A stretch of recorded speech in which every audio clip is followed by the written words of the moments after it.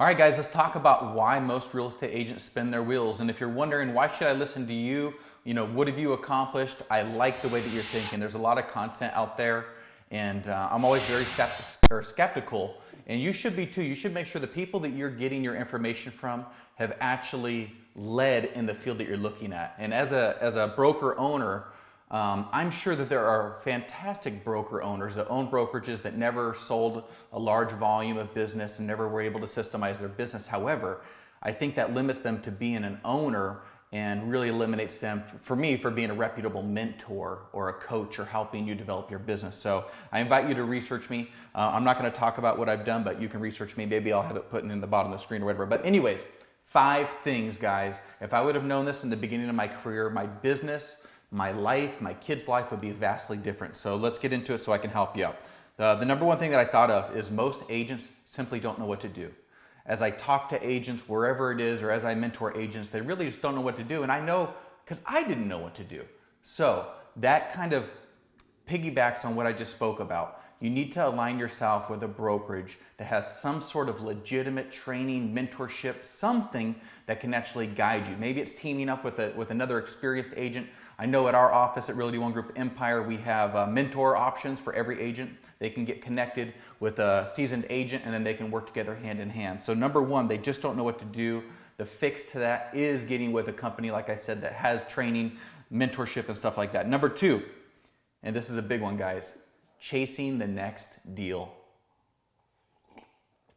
Unfortunately, for most of us agents, we're so focused on that next deal or that next check or helping that current client right there that it really prevents us from building any sort of long-term business or systemizing our business. So what is the fix to that? This is what I would say. This is what I did. Think about and dedicate a certain amount of time to short-term income as opposed to long-term income or business growth.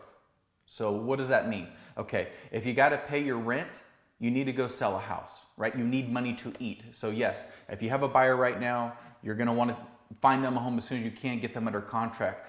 But what you need to do is dedicate a certain amount of time consistently to that long-term growth. So what could be a long-term growth? Your database. How about that? Your CRM. I mean, that's the biggest basis of it. I'm not going to go into a lot of detail in this video, but that's number 2. Number 3 is a lot of agents unfortunately have chaotic days. Their days are chaotic and they're reactive, man. And it's just like, they feel like they're in a washer machine just getting bumped around all day. And at the end of the day, they get spit out looking for the glass of wine or the beer or whatever it takes, you know what I mean? And I'm speaking from experience too. So how do we fix that? DOM, a daily method of operation. Getting organized and pre-planning our day. This does a few things for us. Number 1, it causes us to stop being so reactive and we can be proactive, wake up with intent, operate in our business. I'm here at my desk, operate with intent and know what I'm doing. And that really, really changes it. And be organized. Do the best that you can. We're all different. Not all of us are super organized. I am not a detailed, what you would say, crazy organized person.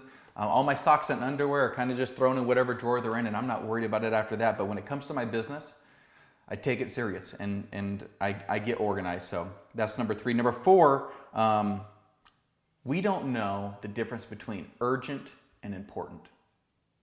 And if you don't know that difference right now in your business, here is the fix.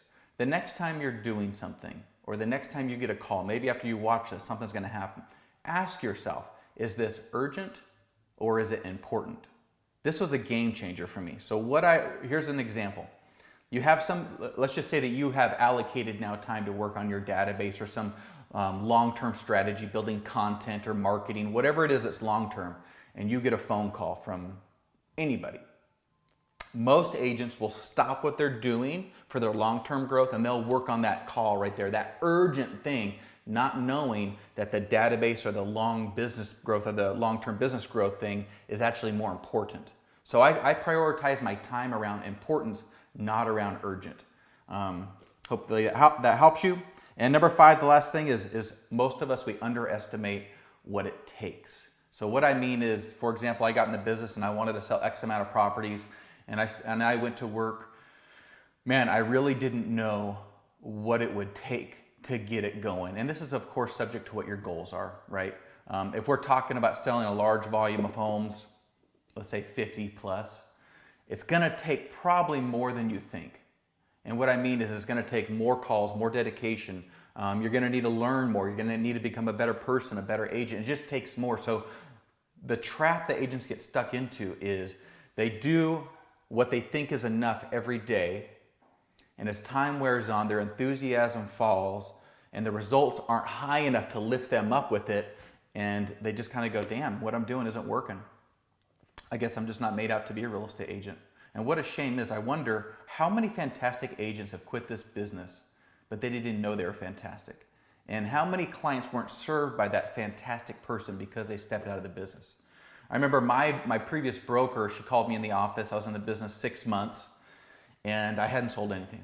And she called me in the office and basically said, hey, you suck, go get a job, you're not cut out for this. And I said, well, what am I doing wrong? Help me. And she basically said, I'm not here to guide you and be your mentor, you're here to make me money, go do it. I walked out of there just so upset and hurt. And I very easily could have quit. And what a shame it would have been. What a different life my family would be. What the people that I'm able to help or share with. I just think about that, and there's a lot of agents that did that. So I don't want that to happen to you. So what is the fix to underestimating it? All out massive action. Give it everything you have as long as you can. The worst thing that will happen is that maybe you have too much business. And if you have too much business, then we want to talk about scaling your business, right? Or, hey, just refer it out. If you say, I don't want to scale, I don't want to do anything, well, refer it out and just collect referrals on that additional business. Or you could always just scale it back and say, you know what? I'm cool with this. This is what I got. I've got the quality of life I want. My stress level's low. You can go from there. So that's what I got, and I hope this helps you. Have a great day. Bye.